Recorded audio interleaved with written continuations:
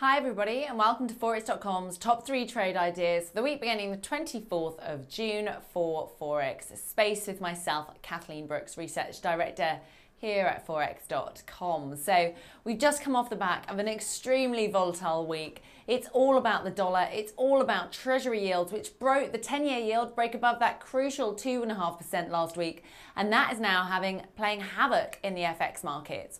Let's take a look at our first idea for this week. This is euro dollar, and it shows euro dollar and also the spread between German and US bond yields. As you can see, that spread has absolutely nosedived in the last week or so, and that should be euro dollar negative. Now, one thing, when you put those two lines on that chart together, you really see that maybe euro dollar has a catch up with that spread. That spread, remember, US Treasury yields massively outpacing German bond yields, and that should be euro negative. So one thing that we would look for, though, is for euro to potentially be sold in any rallies. It's been fairly stable so far on.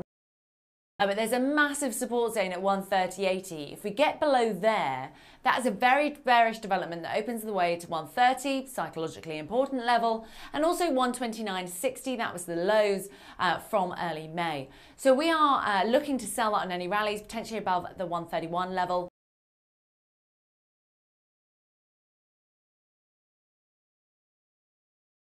Has to be if we're talking about treasury yields. Let's take a look at there. Remember, dollar yen came under a lot of pressure the last couple of weeks. It really had fallen very, very sharply. And then last week, it was one of the stronger performers.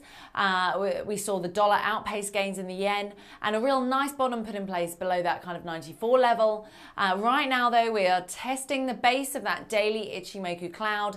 That comes in at 97.95. We're currently hovering around there, but a very bullish development if we get above there. It suggests the end of a kind of medium-term downtrend and could open the way for a move to 100.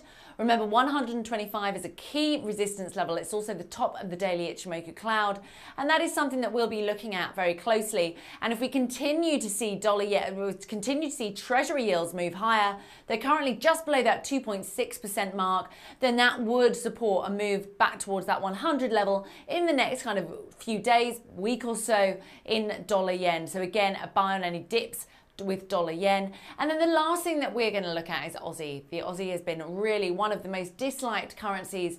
Two things are going against it at the moment: the falling commodity prices and also a lot of uncertainty around China, its banks, and that interbank lending rate, which is raising fears of a credit crunch in China. Now, since China is Australia's largest trading partner, that really is hitting the Aussie hard. And after news overnight that the Chinese central bank won't actually pump any more money into the economy to try to ease those interbank lending rates or ease the credit crunch, we've seen Aussie dollar really come off quite sharply. It's lost its grip on that 92 handle. This is a monthly chart in front of you here. And as you can see, you know, we are back to those kind of 2010 levels.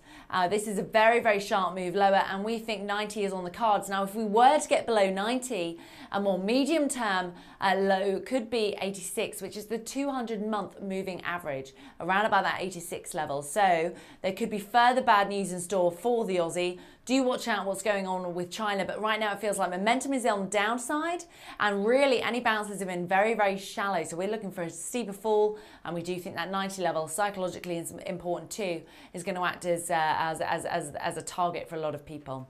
Okay, everyone, good luck trading this week, and please do join us next week for more. Thank you.